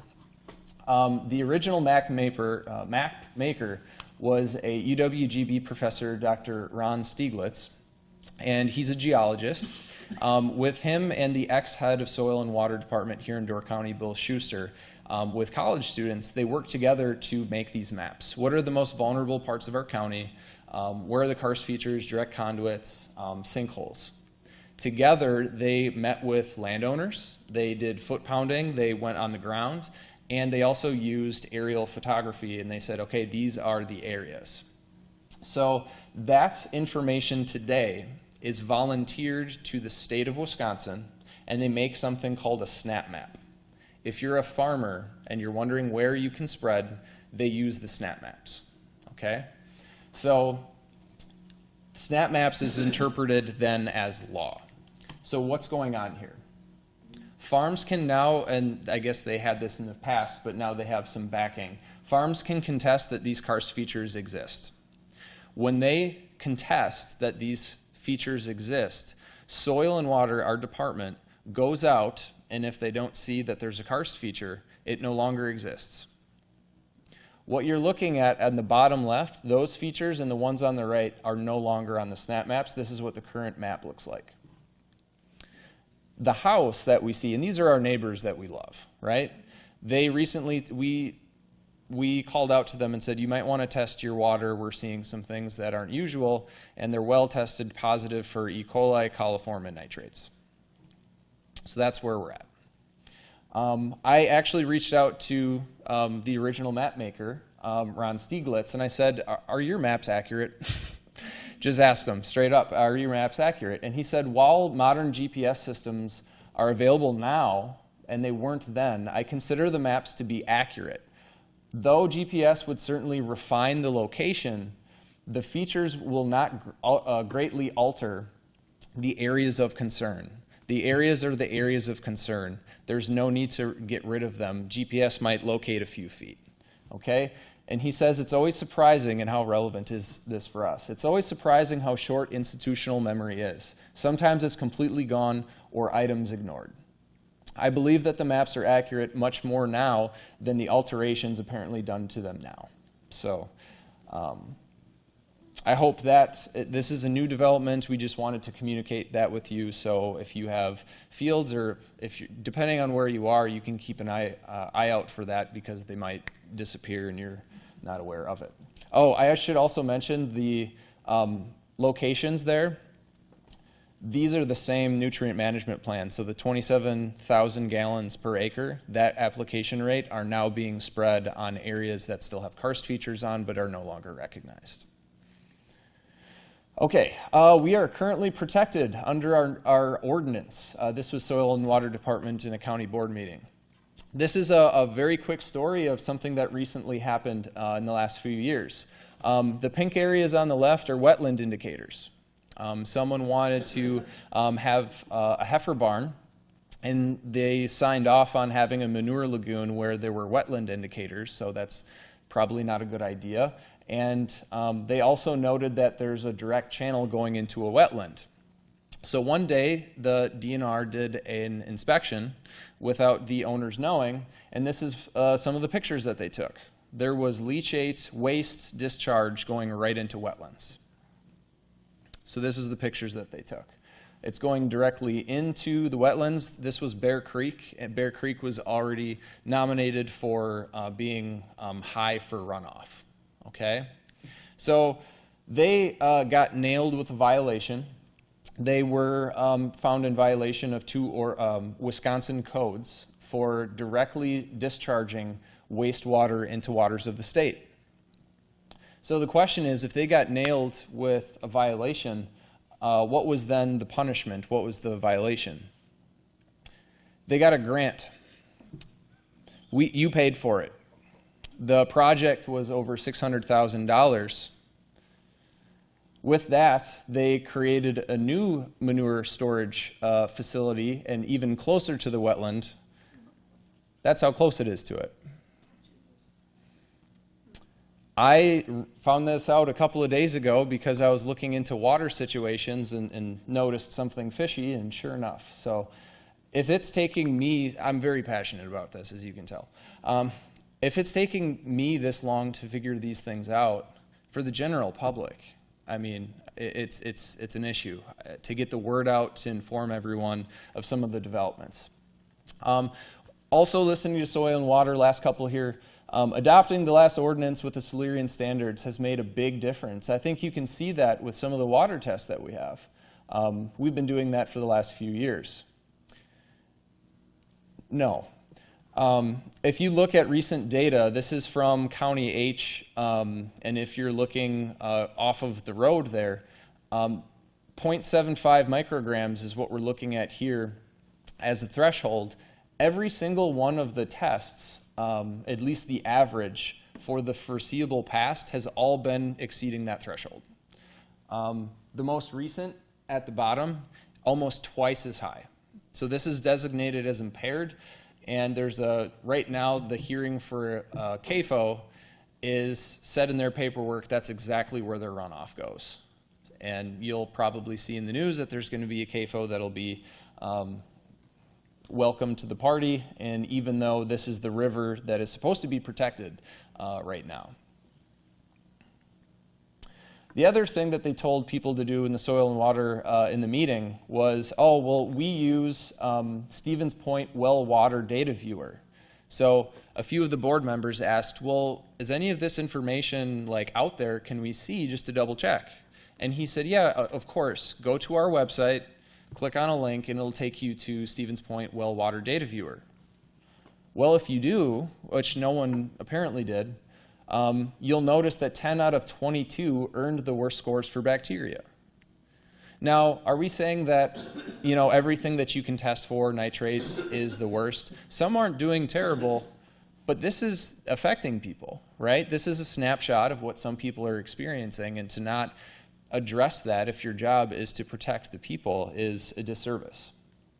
Of course, Peninsula Pride is a group of CAFO farmers who use an environmental group as essentially a cover, but they talk about things of nurturing and sustaining our precious soil, water and air, our communities, right? My question, if they care about our shared community, is if there's laws that are being proposed, why do they keep on suing the DNR for overseeing it and trying to protect the people? Right? Why are they constantly in litigation against water quality requirements? If you're actually looking out for your community, you wouldn't be actively opposed to trying to protect it. These are just the things that we've run into. I hope this has been kind of clarifying key takeaways. A snapshot, our government agencies protecting our water. In my experience, not so much. Is the general public well informed on these risks? I hope this can be a situation where not just the Pulse or the Advocate or Door County Daily News or the Press Gazette, which is the same, but I hope we can work together and share some of this information. It takes a while for us to dig it up, and it seems like there's a shortage of workers in the reporting world, and it's challenging on them too. So I think this information, I hope you appreciated it because it's relevant to our own safety. I don't want my neighbors getting sick. I don't want my family getting sick. I don't want you getting sick. So I hope this is somewhat relevant. Our conservation groups creating a false sense of security, very similar to what we experienced with the PCB issue. It seems to have a striking amount of parallels. So as far as solutions, right? So Debbie Downer over here. What are some solutions? So we could pressure landowners to stop renting CAFOs. If there's an Achilles heel in this situation, it's the fact that CAFOs rent typically 80% or 80 to 90% of all of the land that they manage. They don't own most of it, they rent most of it. Most landowners in the county, Kewaunee County, are getting about $100 to $200 or more per acre every single year. That is passive cash flow, and for them, it's a business decision. We don't know what's going on in that family's life, why they're choosing to do that, but it's money. We need to come up with a financial incentive for them to do something more environmentally sound. It can't just be shame on you. It needs to be a financial solution. So I don't know where the money comes from, if there's big donors. I've talked to some people going through this issue with manure, and they hate the government. So CRP, which is a program where you sign a contract with the government, you can plant native plants, and it's great. It takes it out of agricultural production for a while. If you don't like the government, that might not be your thing. So if we have a private fund, again, I have no idea if this will work, but it's an idea. If we have a private fund from donors and we can financially move that money and compete with CAFOs, now we're talking about reducing the phosphorus level, incentivizing them financially to do something environmentally sound. You could also have a swell of regenerative farmers. We don't necessarily need to take all of this land, because that's a criticism. Well, if we take all of the land out of production, then what are we going to eat?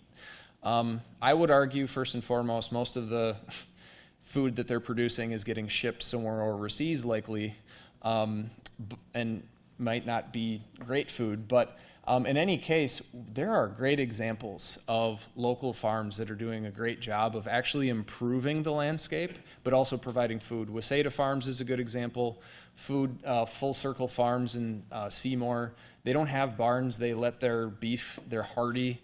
They let them navigate throughout paddocks every single year, whole year. It's a great situation there. So we do have examples. There are alternatives. But we have a shortage of farmers as it is. New local laws and regulations. Could we get the board to help to protect shallow water and also shallow water tables. Could we pressure them to do it? A challenge to that, some of the current board members are renting their land out to these CAFOs. So that serves as a challenge, and some members on Soil and Water also are CAFO owners themselves, at least in the civilian side. Biggest thing, try not to be disinformed. If you're suspicious of something, that's, your gut's probably right, and seek out information. If you're looking for more information, the DCEC hopes to clarify any information that we learn. And there's databases that you can sift through if you want to burn a weekend and try to figure out if your local land is protected. That's something that you can do. If you don't want to do it, I'd be happy to if I can find time. So I am open to any suggestions. I just want to live in a decent place we call home, and I hope things improve. So if you have any suggestions as to how we fight this problem, it sounded like the PCB issue had a lot of success, and they worked through a lot of challenges. This current challenge has morphed in a new way, and it's a new challenge, and I hope we can come together as a community to help solve it. So that's all I have to say.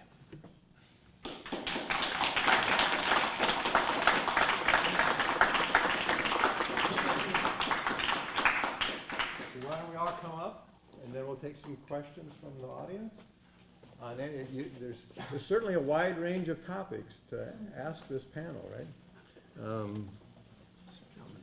Yeah. Thank you. Come on, Susan, come on.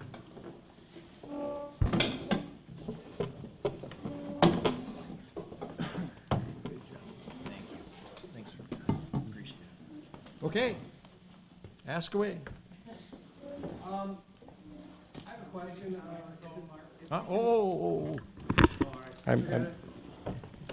Hang on. You can do that.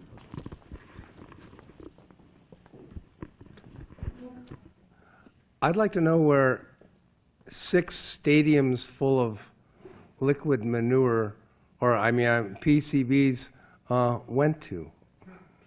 So, the technique they used, so this was, they actually built a whole factory. It was a huge building they put right at the site. And so they used hydraulic dredges, which would pull the sediment up onto barges. They took the barge to this huge treatment center. They would then take all the sand out of it, because the PCBs don't like to stick to minerals, they like to stick to organic material. So they get all the sand out. Once you get the sand out, it's then easier to dewater it. So they use presses to press all the water out. And you would end up with this concentrated cake filter organic material where all the PCBs resided. That was then shipped to landfills that were constructed by the paper companies under government regulation, especially built to maintain, to keep the PCBs contained. And part of the settlements require them to maintain those in perpetuity and to monitor them. So it's not a perfect solution, but it's about as good as you can do short of incinerating. You could incinerate these sediments. It would drive the price up about 10 to 20 times higher, so it'd be 10 or 20 billion. And we just didn't, I don't think we could have done it. So it's again, it's not perfect. They are in these landfills, but they're in really good landfills, and the only thing that was put in the landfill was that element of the sediment that has the PCBs. And they're all local landfills as well, so they weren't sent to Detroit or overseas or somewhere. So. I don't need the microphone. I just want to say, Shirley Weiss Young.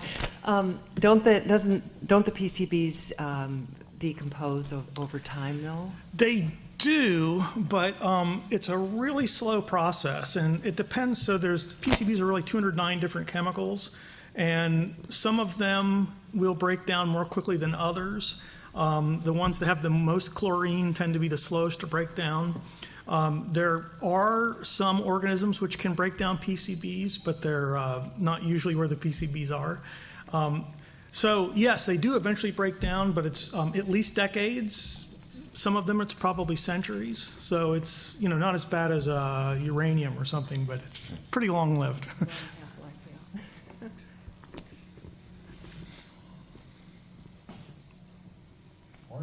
Well, I have a question to ask, or two, and I'm not sure if it's David and Susan that would answer the question.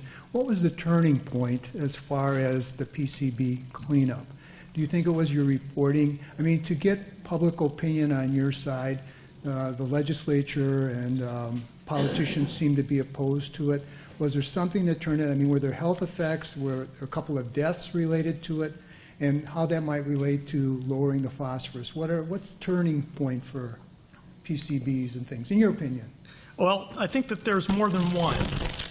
So let me tell you the one that's closest to that's sort of revealed in the book. There was a turning point within the governments that was certainly affected by turning points outside the government. Well, I'll get to that in a second. But inside the government, the turning point was a key meeting where the Department of Justice and the U.S. Fish and Wildlife Service met with the EPA and very senior officials. And Mark Holey and my boss basically told, and this is in the book, told a story to the head of the EPA and said, we stole your truck, meaning we took over your Superfund thing, but we don't know how to drive the truck. And I'm still going to keep my foot on the accelerator, and you better come in off the sideboard and start steering because we're going to crash your truck. And this actually convinced this very senior official in EPA to back it. Now, outside of that, so that was the sort of key moment. There's a picture of me in the book drinking Macallan Scotch and smoking a cigar that day because I realized we've done it. But we wouldn't actually still have succeeded if it weren't for the environmental groups and the press, because the institution of EPA, even the senior official, could not just roll over Congress, could not just roll over, budgetary questions. And there were threats to defund EPA. There were threats to actually get rid of Superfund. Newt Gingrich's committees were actually thinking about getting rid of Superfund. And so we knew that in order to help this senior official convince the rest of EPA, we had to mobilize all these other forces. And that's where Susan's reporting and some of the other reporters and the environmental groups were key, because they all wrote to these senior officials, they wrote to the senators, and the battle took a little bit longer than that key moment, but that was sort of the watershed moment. Okay. Thank you. I have one other related question, I guess. When the paper companies paid the fines, was that money tax deductible? I mean, this is not my question. This is from somebody else. We were just wondering. Sure, they paid their fines, but as a result, did we taxpayers sort of cover that because it was a tax write-off for the paper companies to pay those fines? I'm not a tax attorney, but I believe the answer is no. So, so this was all litigated in the federal courts, and the reason that it took a long time, even after Superfund succeeded administratively, it went to the courts, and so this went to the district court in Green Bay and then to the Sixth Circuit, the appellate court. It took about 10 years of litigation. And basically, the government won all of the litigation. And it was once they won that litigation that the paper companies then felt that they had to turn over the money. My understanding is that is not like a contribution to a nonprofit. It's basically money that they were responsible for. And it wasn't a fine. You can think of it almost as internalizing the market, that they had to pay for. He said the environment pays. That was true here. Superfund, it changes the calculus, so you actually have to pay that money. You don't get to write it off on your taxes. All right. Thank you very much. Somebody else had a question? I think I was going to add that my understanding is that a lot of, the paper companies are now going to the insurance companies, and the insurance companies are battling over what they'll pay. That's true. And so this is really interesting. I mean, it's interesting if you like court cases. So the insurance companies that insured the paper companies are now in litigation in England. And it's gone clear to the UK Supreme Court. And it's $800 million is being fought between, it's PricewaterhouseCoopers versus British American Tobacco, a division that does insurance. And so it is being litigated right now. It's now gone back down to the appellate courts and to the lower courts in England. And so it's anyone's guess who's going to win that. But it doesn't change. It's out of the paper companies. The paper companies already paid it. Whether the insurance companies are going to have to pay pay the paper companies back is unknown. But my understanding is it's not that it's going to go back to the paper companies, it's basically which insurer is going to be held more responsible than the other. And there's been fraud has been proven in some of that, so there might even be some criminal sanctions over in England. So it just keeps going. It's $1 billion is a lot of motivation. Thank you. Other? Maybe a little follow-up to this latest topic, primarily for Susan and David. So early on in the stories, being told to the public, paper companies are our economy. This is going to kill the paper companies. We can't afford to pay for this. It's all been said and done. They've paid for it now. What's actually happened? And I guess, given the court cases, maybe the story's not over. But, I mean, Well, living in the area, I don't get the sense that the paper companies have all gone out of business. no, they haven't. And this is the kind of hot rhetoric that you're hearing now with the CAFOs. It's the same sort of thing. It's made up. It's just completely made up. So the U.S. Department of Justice has forensic accountants, and the U.S. Department of Justice has the ability to send what's called information requests that requires the government or the paper companies or any company to turn over their financial records. And the United States has a policy, the Department of Justice has a policy under Superfund that they will not bankrupt anyone. So there are cases where the Superfund liability is more than a company can pay, and the Justice Department does not bankrupt them. I mean, it would mostly because it'd be terrible politics, but so it was never possible that we were going to put the paper companies out of business. And the paper companies had very deep pockets, and I mean, they became deeper over time.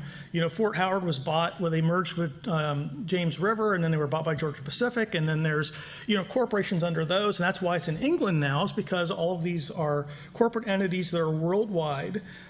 They have many tens of billions of dollars of assets to cover this. It didn't even put a dent, and I would argue that they actually played a good long game. So I mean, this took from 92 until 23. So how much money did they have? They put that in the bank and draw interest over it. So they probably made enough interest on that money, and they were really smart businessmen.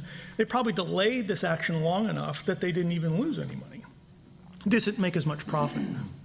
So. I wanted to just add, you didn't talk about specific, you were talking about paper mills, but I know the other big concern was that the community as a whole would suffer. Right. And that there would be a Superfund listing and cleanup in the Fox River would basically be a black eye on the whole community. It would ruin tourism. It would make Green Bay a terrible place on the map. And this is what we hear a lot with environmental cleanups, and if anybody goes down to the city of Green Bay, you see exactly the opposite has happened.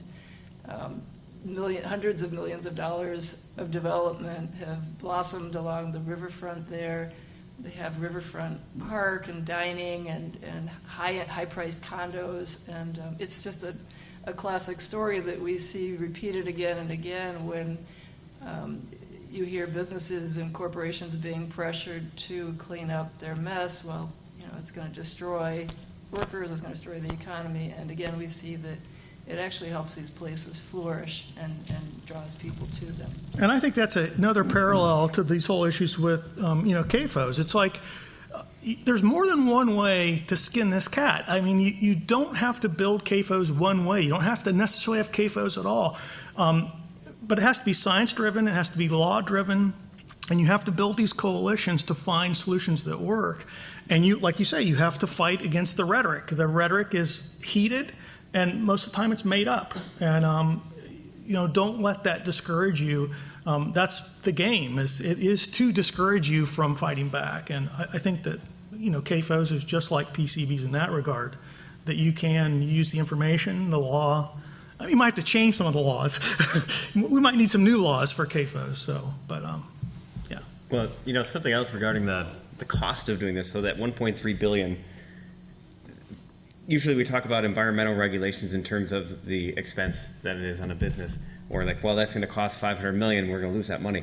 That money doesn't disappear. Somebody is paid to do the cleanup. So Right. instead of the money going to pollute the environment, you're paying people to clean up the environment. So it's a cost to that business, but like, it's not disappearing. And when government spends money on things like that as well, it's somebody's getting paid to do all that. And like, if you mandate smokestacks or scrubbers go in smokestacks, yes, it costs money to put those in. Somebody's getting paid to create and sell you the scrubbers too. So everything, it's just, I don't know, it just doesn't disappear. Right. And you can't underestimate the value of nature, a clean Right, nature. that's right. Yeah. For those that have looked at the history of many of these examples of large companies polluting or doing damage to our health, whether it be back in the 80s or 90s with the ozone layer, the tobacco issues, now with climate change, and more locally with the Fox River cleanup. There's a lot of commonality between all of these. All you have to do is study it a little bit, and you'll see that, first off, the companies say, well, we're going to be driven out of business. There's no way we can survive. It's going to cost too much, and all these kind of things. Well, that's not necessarily the case. Just follow the studies, and you'll come up with all kinds of strategies to help you with whatever's new coming down the line. And I think of the CAFOs. In that case, the CAFOs are the kind of the small-time people, not the big corporations, and I'm not sure how much of that fits with the CAFOs, but it's worth studying, though, to see if you can pick up some ideas from them. And then look into the future. All we have to do is look across the bay, and PFAS are the newest kid on the block. They've been there for a long, long time, but now they're starting to show up. And companies like 3M could very well be hit pretty badly, but they are a huge company, so don't count them out anytime soon. Yeah, and it's interesting, on the PFAS, there's right now 3M and DuPont have offered, one has offered a little over $10 billion and another a little over $1 billion in settlement offers for drinking water supplies. And it's very similar to the early offers on the Fox River. It was $10 or $12 million they offered early on the Fox River. And at that time, it sounded like a lot of money. I mean, that would be one of the bigger cleanups, would be the biggest cleanup in the state. And so a lot of people, including in the state, were like, we should take that. And we were like, well, we think it's a bigger problem than that. Well, the PFAS thing, you're at $11 billion already. But I've seen estimates of $400 billion just for the drinking water supply issue, and that doesn't even get into the environmental issues. And so, and I don't know what the answer is. I don't know what the number should be. And that's got to be based on facts and science, right?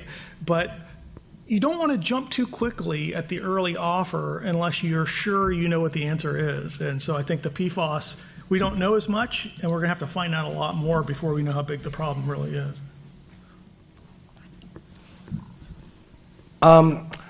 In one of the slides, I noticed that we were seeing that there's a lot of misinformation out there, and there's a group called the Peninsula Pride that is advocating for better stewardship of farming practices in Brown County, Kewaunee County. I also see listed that the Nature Conservancy is involved there too, and I'm wondering at what capacity the Nature Conservancy helps that group, if that's true. Okay. I can speak for the Conservancy, I guess. So agriculture is one of the dominant land uses on the planet in terms of habitat loss. So agriculture is a big issue for the Conservancy globally. We're a global organization. So dealing with just that fact of the amount of land that's occupied for the human species, for one species, to occupy and use that much of the Earth's terrestrial surface is, that's an issue. And it also affects, of course, water quality and all the creatures that live in the water. So this is a challenge for the Conservancy on a global scale. It's also a concern for the Conservancy on a very local scale. So the Conservancy, being a global organization, can work at the global scale with corporate, these large corporate consolidated agriculturally based companies, Kellogg's and GM and these multinational organizations that drive the markets. Consolidation is not just happening on the local level with CAFOs, buying up surrounding lands or renting lands. It's happening on the whole global agricultural market. I think we have 3 beef processors, or is that 3 pork processors in the United States? 3 that process the pork of all the farms in the United States. So, well, there's an issue there that we won't get into, but so this CAFO term is just a local phenomenon, a local symptom of a much larger consolidation across the agricultural economy globally. And so how do we address that? How do we address those impacts, whether it's water quality or habitat loss or environmental justice? How do we address those? We have to. And so, and it is an issue. I am not minimizing this issue. So the Conservancy works at all these scales. So we work, like I say, we work at the global scale with these large corporations trying to incentivize transition from farming practices that have degraded our soils. We've lost most of the carbon in our soils. Soil erosion is criminal in some of our prairie loess soils in Iowa, and it's just really criminal what we've allowed to happen. So with CAFOs here in Wisconsin, yes, the Conservancy is involved. We are involved, and people sometimes can say, well, okay, we can fight Walmart, or we can try to work with. I'm just using Walmart as an example of a large, multinational, huge corporation. You can fight them, or you can try to change them, and both are legitimate. Both are legitimate approaches.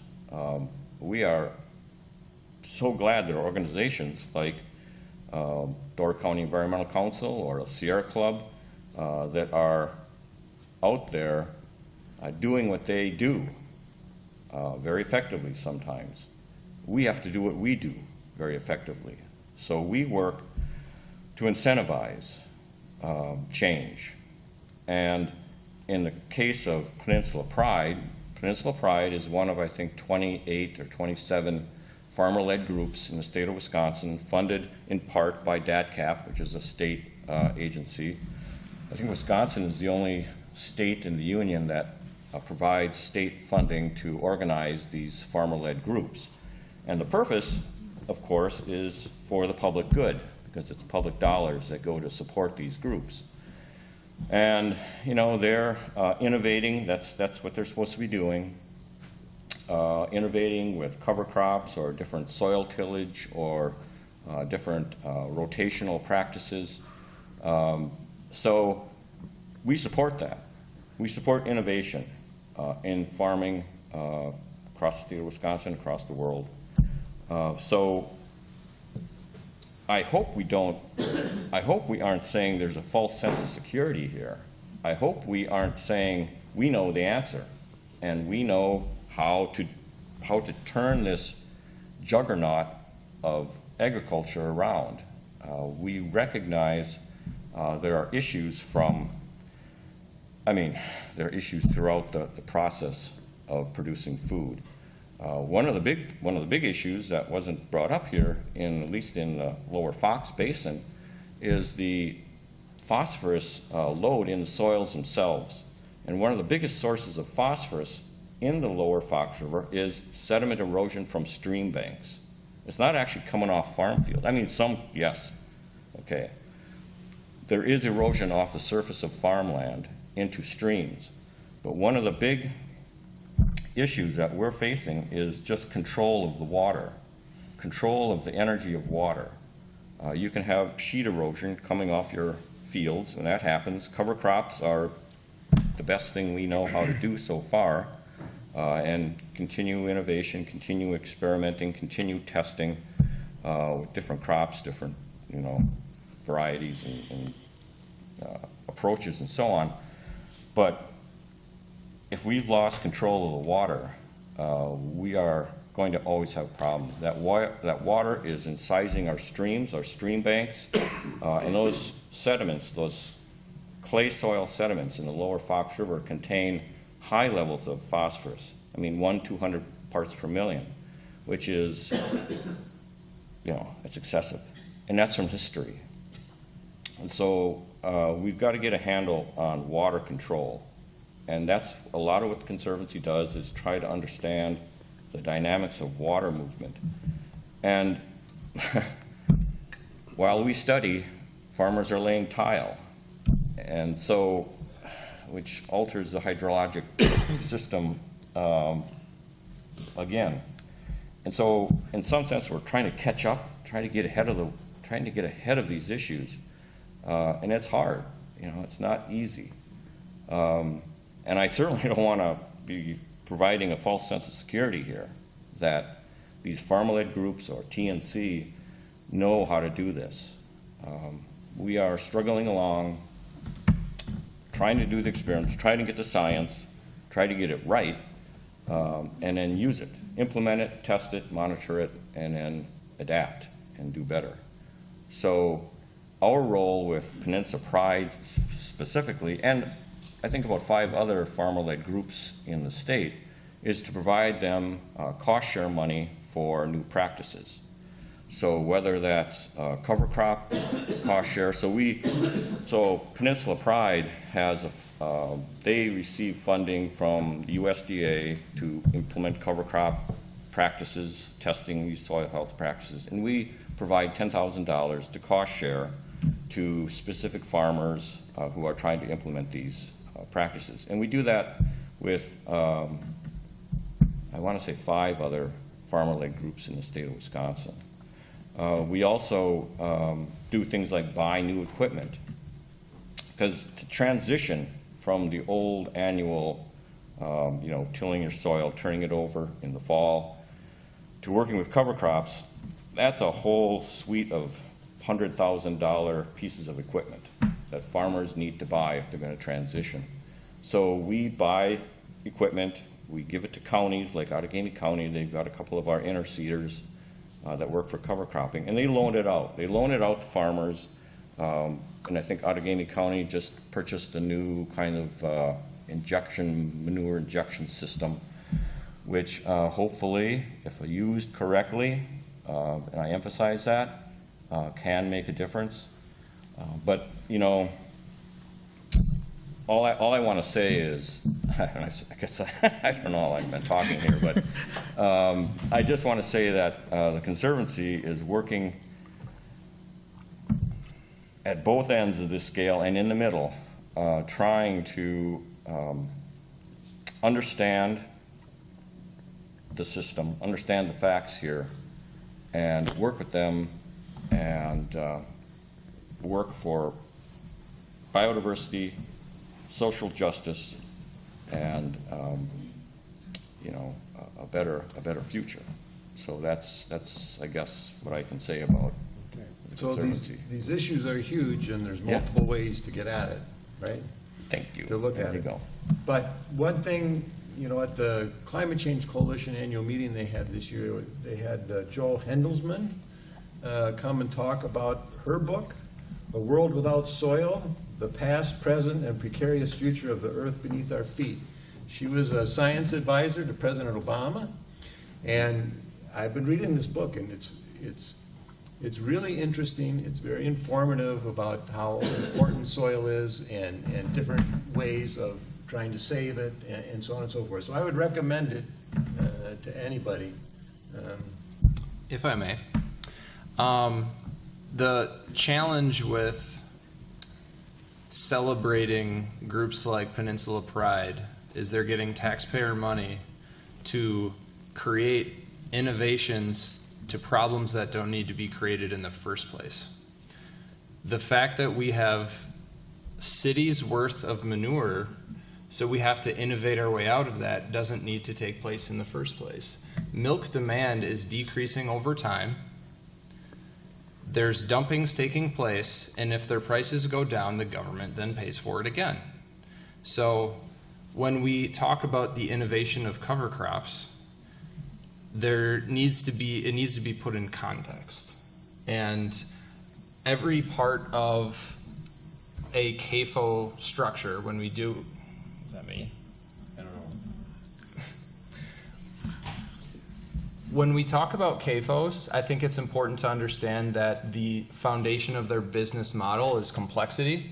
So every single step of that phase means that there is a corporation, an international corporation, that gets their chunk out of it. And every single dollar that is exported out of a local community means it's leaving and it doesn't stay for us.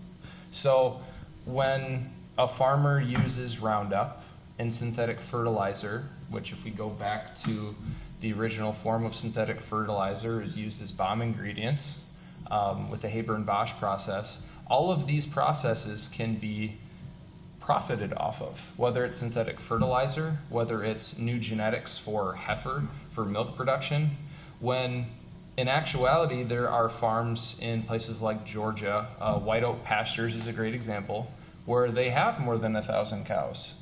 But what happens is they're all out on pasture, they're followed by other animals, and they have revitalized local communities that direction without the foreign corporation with newer technology. That seems to be the silver bullet in this situation, is we have a new product. You cannot outthink nature. When you consolidate that much manure in one location, you can't throw science at it. That is too much for our nature to handle. So to think that we can plant some oats and think that that's going to solve our erosion problems, we could think about not having the waste footprint of Los Angeles to prevent that issue from happening in the first place. So, Could I just respond to that for a second? Just for a second. So, I hope you didn't take what I say as the Conservancy is supporting the development of CAFOs. In my experience, that's been the case. I've personally reached out to the Conservancy, and I'm not at all saying that the Conservancy isn't doing great things, because I don't know your whole portfolio, right? I think there's Who did you talk to? I forget his name. It wasn't you. Well, yeah, I would have remembered. But I reached out about our local farms, and I said, would you be supportive for DCEC in some of our efforts, at least educating the public on these? And they informed me that they were good people. And so, as appreciative as I am that they're polite in town, I think the larger situation is we have neighbors on the ground. Our neighbors, our beaches, that's the reality. And I couldn't really care less if Agripor, gets a bump in their, stock the next day. I care about our neighbors getting affected. So, I hope the DCEC and different organizations, I don't think, and if you guys are trying different perspectives to work with the big guys have an irrational problem that they're trying to work their way out of, and there's natural solutions to it. And by the way, I'm not talking millions of 1 acre farms. I'm talking about mechanical, large-scale regenerative farms, and there's multiple examples that we should probably use in our area because we have about 2 feet of topsoil over most of it. If there's ever a place where we should be adopting some of these principles and thinking about what nature can handle, it's probably our vulnerable bedrock. So if there's ever a time where the Conservancy shifts gears, I think as a group we'd be open to working with you, and as I said, it's going to take a community to solve some of these issues. So I hope that's a possibility in the future. And Joe Handelsman's book talks about regenerative agriculture, so you can learn about it even in more detail. Is there other questions? I'm just wondering where the 2 feet of topsoil is. Yeah. Our farm. Yeah. Everywhere. This question is for Mr. Grimm. I was wondering, do you have any services available for regenerative farming? Services? Well, like you're helping out the services, CAFOs, but say we are establishing a regenerative farm. Is there any resources, money that we could, that would help us get established? Because it's tough. Yeah, and it's not, I mean, there are better sources than the Conservancy for that kind of information. I mean, we can tell you where to go. So I would say right now, probably, I mean, you could look on the web and get lots of good information. I guess some of the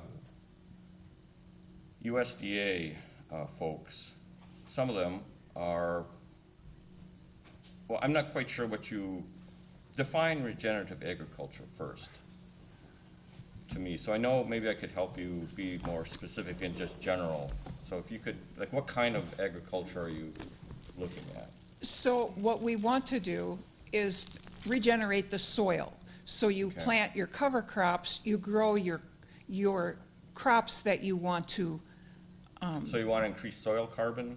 Correct. And increase Correct. organic matter in your soil? Correct. Okay. Plus, you want to we plant honeyberries, we plant strawberries, we plant raspberries, but we don't want to spray. We don't want to work up the soil. Okay. But getting established, you want buffers. You want it all takes money, and I was wondering if your organization could help us out. Well, I suppose. I mean, a lot of this is so site-specific, soil, slopes, aspect, and all that sort of thing, and the crops you want to plant, and what's your economic model and all that. So it's, and I'm not an expert in that. So, I guess where would be a good source? Have you checked with UW Extension? And not much help there? Okay, thank you. Oh, well, yeah, UW Extension has a lot of, and they may be the first step to another step, but I think I would say UW Extension, their agricultural services would be a good source. Okay, thank you. Yeah. Okay. Any more questions? I think that's probably wrapping up. So I hope you've enjoyed this evening. And learned something. We started with PCBs, we went to the restoration, PCB cleanup, to the restoration aspect, and then these future challenges that we have. And we certainly got into some local conversations, didn't we? Yeah. Which was the whole point, is to raise the issues, talk about them, see who can help out and so on. I know with the Door County Land Trust, NRDA has been absolutely wonderful source of funding to do the things that we do. I think the Land Trust has turned into one of their best clients in terms of submitting projects. Door County has been benefited from that, as have all the NRD projects that have been funded up here. I think in terms of a regional area, we've done pretty well. So there are benefits that accrue into the future by tackling these big issues that will just make life better for all of us. So why don't we give all the panelists a big hand.